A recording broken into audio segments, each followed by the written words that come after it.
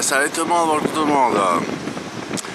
Je suis ici à Buenos Aires. Nous sommes samedi 21 octobre 2017. Et je suis Serge de Muller de Fribourg-Ghin. Je suis ici en plein centre-ville, à côté de la Nueva de Julio, cette avenue copie Champs-Élysées. Ces grandes avenues que vous voyez derrière moi à double voie. Et derrière moi, vous avez l'Obélisco. 1936, c'est le monument national. Bien, je voulais commenter une émission que je regarde, Secret d'Histoire, de Stéphane Bern, sur Charles de Gaulle, qui est très intéressant parce que je suis contemporain de lui. J'étais à Paris dans les années 60 où il était président de la République.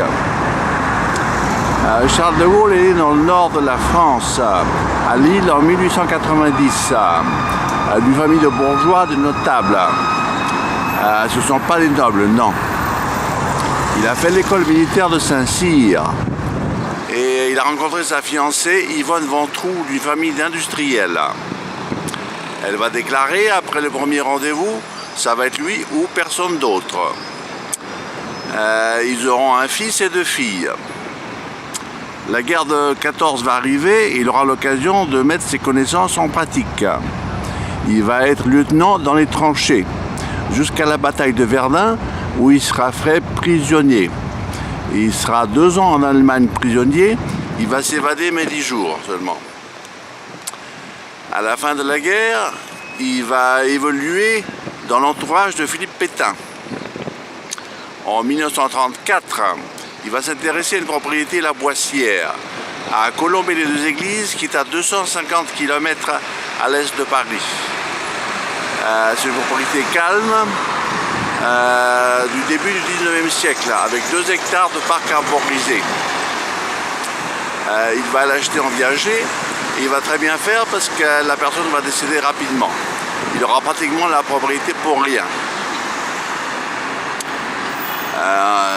Il va recommander l'utilisation des chars dans l'armée, des chars offensifs.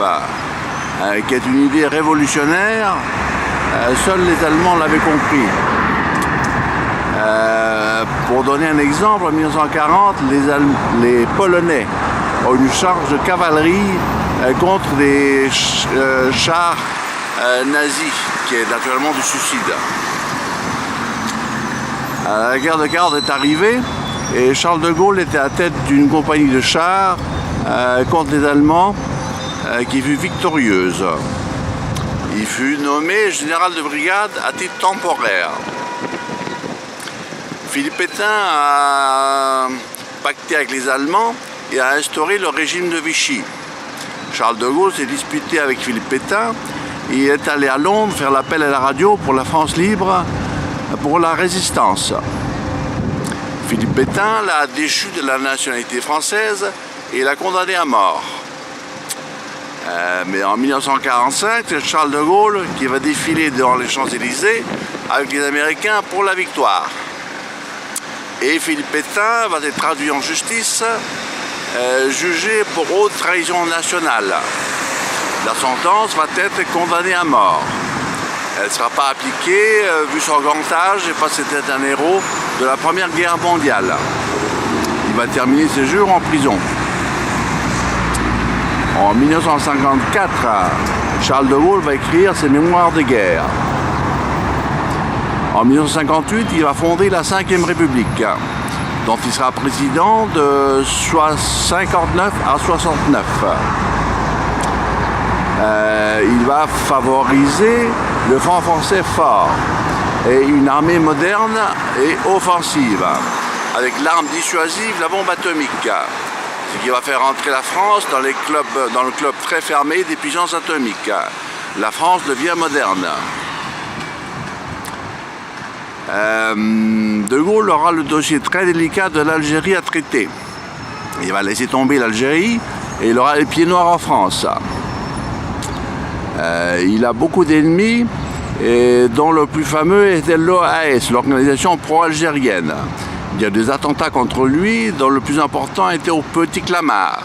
Sa déesse fut criblée de balles. Il s'en est sorti de justesse.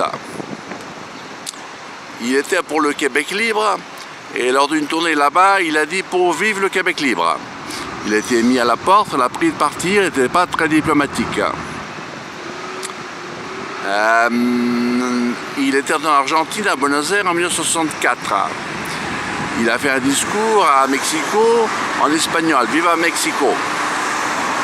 Il connaissait le Shah d'Iran, il avait été à Téhéran. Il connaissait John Kennedy et Jackie. Il n'aimait pas Lyndon Johnson, il était contre la guerre au Vietnam. Il avait invité Brigitte Bardot à l'Élysée. En 1968, la manifestation des étudiants, dirigée par Cohn-Bendit, ne lui était pas favorable. En 1969, il a fait un référendum qui déléguait plus de pouvoir aux régions et ça lui était désavoué. Il en a profité pour démissionner et il fut remplacé par son premier ministre Georges Pompidou. Il s'est retiré dans sa propriété à La Boissière, à Colombey-les-Deux-Églises, et il a écrit « Mémoires d'espoir », qui est une suite des mémoires de guerre. En 1970, il a eu un malaise faisant une patience de cartes, et il a eu une rupture d'anévrisme, ou une rupture d'artère. 20 minutes après, il était décédé. Il va refuser les obsèques nationales et un mausolée. Il sera inhumé à Colombey-les-Deux-Églises, suivi 9 ans après par sa femme Yvonne.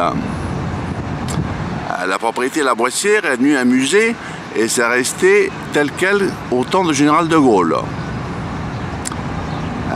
Un mémorial sera inauguré à Colombey-les-Deux-Églises avec une croix de Lorraine de 44 mètres de haut, symbolisant la France libre, la victoire. Aussi un espace culturel retraçant la biographie de Charles de Gaulle et des photos comme c'était la France à cette époque. Il y a aussi une collection de voitures de 7 présidents de la République à l'Élysée. Voilà, c'était un grand homme. Il était très discuté et controversé. C'était un héros de guerre, un grand politicien. Il a marqué la France de son empreinte. Il s'est donné pour la France. Voilà, c'est une belle journée. Je continue ma tournée. Bye bye.